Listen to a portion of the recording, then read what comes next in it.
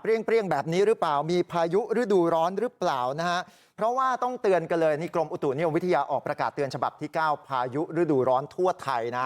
ฝนฟ้าคะนองลมกระโชกแรงลูกเห็บตกเมื่อวานนี้ที่แม่ฮ่องสอนคุณผู้ชมโอ้โหปรากฏว่ามีฝนฟ้าคะนอง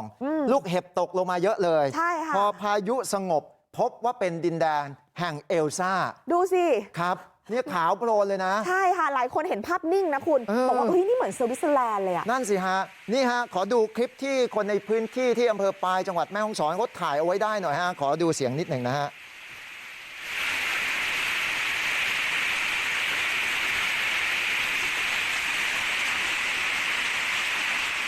นี่แหละครับคุณผู้ชมฮะได้ยินเสียงไหมฮะที่ตกลงมามีทั้งฝนมีทั้งลูกเห็บและดูขาวโพลนแบบนี้ไปหมดหลายคนคิดว่าเอ๊ะนี่มันเมืองนอกไหมเนี่ยนี่เมืองไทยนี่หิมะตกหรือเปล่านี่ต้องขอบคุณภาพจากเพจ Facebook 365 วันที่แม่ฮ่องสอนด้วยนะฮะนำหลายคลิปเนี่ยมาโพสต์เอาไว้บอกว่านี่คือหิมะเมืองปายแฮชแท็กแม่ฮ่องสอนและบอกรายละเอียดแบบนี้ครับ17 เมษายน 65 เวลาบ่าย 3 ครึ่งเกิดพายุฤดูร้อนแล้วก็ลูกเห็บตกอย่างหนักในพื้นที่บ้านหัวแม่เมืองที่หมู่ 7 ตำบลเวียงเหนืออำเภอปายจังหวัดแม่ฮ่องสอนนะครับพื้นที่หมู่บ้านกลายเป็นแบบนี้คุณอันนี้เป็นอีกคลิปหนึ่งแล้วที่ถ่ายออกมานะครับบอกว่าพื้นที่หมู่บ้านขาวโพลนดังวิวหิมะตกในต่างประเทศเลยครับหมู่บ้านนี้ตั้งอยู่ห่างไกลใจกลางอุทยานแห่งชาติห้วยน้ำดังนะฮะโอ้แล้วเนี่ยที่คุณบอกว่าเป็นดินแดนเอลซ่าเหรอพายุอะไรนะน้ำแข็งเลดิโกดินแดนเอลซ่าน้ำแข็งร้องเพลงอะไรนะคุณเลดิโกนะฮะนี่ชาวบ้านในพื้นที่เนี่ยก็ตกอกตกใจนะฮะกับเหตุการณ์ที่เกิดขึ้นนะฮะไม่คิดว่าลูกเห็บมันจะตกเยอะแบบนี้นะครับผู้สื่อข่าวของเราเนี่ยโทรไปสอบถามข้อมูลจากแอดมินเพจ365 วันที่แม่ฮ่องสอนเปิดเผยบอกแบบนี้ก่อนหน้าที่ลูกเห็บตกเนี่ยอากาศมันร้อนอบอ้าวมากๆจากนั้นลูกเห็บตกฮะประมาณครึ่งชั่วโมงในพื้นที่ตำบลเวียงใต้อำเภอปายในหลายหมู่บ้านโดยเฉพาะที่บ้านหัวแม่เมืองที่หมู่ 7พายุลูกเห็บตกลงมาอย่างหนักจนขาวโพลนไปทั่วยังกับภูเขาหิมะนะฮะทีนี้ผู้ใหญ่บ้านนะครับผู้ใหญ่สุวินเปียผะก็บอกว่านี่เป็นครั้งแรกนะที่มีลูกเห็บขนาดใหญ่โอ้โหบางเม็ดเนี่ยเท่าลูกมะนาวคุณแล้วก็ตกลงมามากขนาดนี้เนี่ยนะฮะสร้างความตื่นตาตื่นใจตกใจด้วยแหละชาวบ้านก็ตกใจด้วยนะฮะเพราะไม่เคยเห็นแบบนี้มาก่อนนะครับทุกคนก็เอาโทรศัพท์มือถือมาเก็บภาพไว้ถึงแม้ว่าอีกความรู้สึกจะหวาดกลัวกับพายุลูกเห็บที่เกิดขึ้นอย่างรุนแรงก็ตามเนี่ยฮะนอกจากนี้ยังมีบ้านเรือนหลายหลังเสียหายจากกระแสลมแล้วก็พายุแล้วก็ลูกเห็บที่ตกลงมาจำนวนมากนะครับขณะนี้อยู่ระหว่างการสำรวจของเจ้าหน้าที่ในชุมชนนะเนื่องจากยังมีอีกหลายหมู่บ้านในตำบลเวียงใต้อำเภอปายเนี่ยได้รับผลกระทบจากพายุลูกเห็บในครั้งนี้ด้วยนะฮะโอ้นี่คือที่ปายนะคะพายุลูกเห็บแบบนี้ทีนี้ขยบมาดูที่นครนายกหน่อยค่ะช่วงประมาณบ่าย3 โมงครึ่งเนี่ยก็เกิดพายุฤดูร้อนลมแรงแล้วก็ฝนฟ้าคะนองหลายพื้นที่คุณดูสิ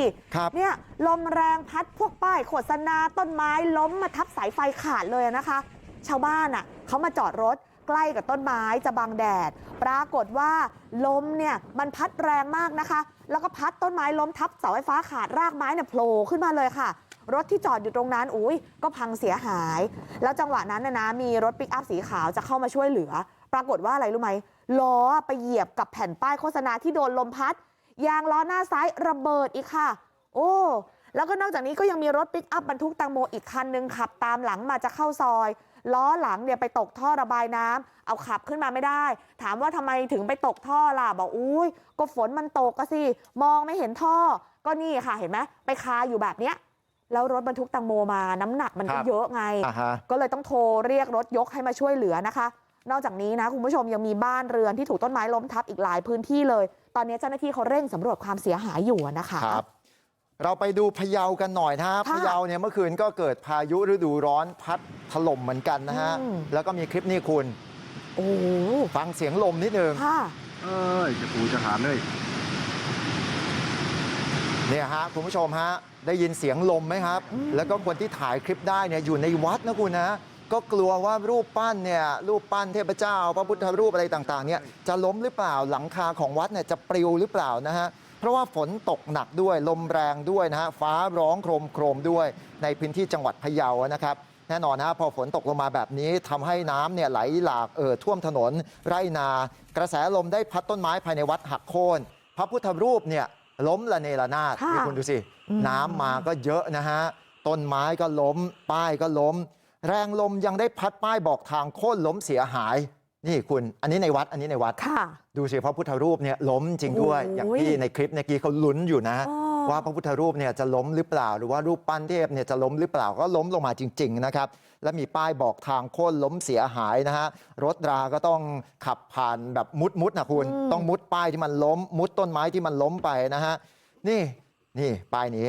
หลังจากพายุสงบเจ้าหน้าที่ฝ่ายปกครองเนี่ยก็ได้ออกสำรวจนะฮะแล้วทีมข่าวของเราเมื่อกี้เห็นบินโดรนใช่ไหมบินโดรนในการสำรวจคุณดูสิบ้านหลายหลังนะหลังคาเนี่ย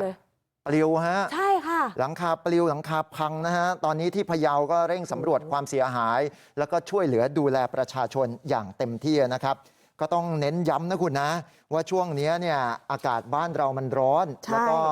มีประกาศเตือนฉบับที่ 9 จากกรมอุตุมาว่าอากาศเย็นจากจีนเนี่ยแผ่ลงมาปกคลุมอีสาน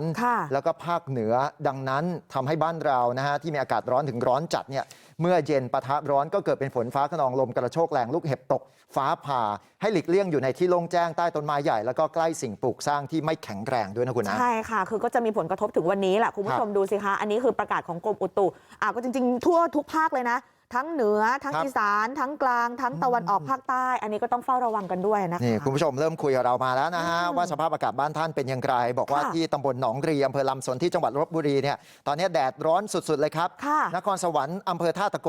ร้อนตับแลบเลยฝนไม่ยอมตกสักทีขอบคุณคุณผู้ชมที่ส่งข้อความเข้ามาผ่าน Facebook นะฮะใช่ค่ะแหม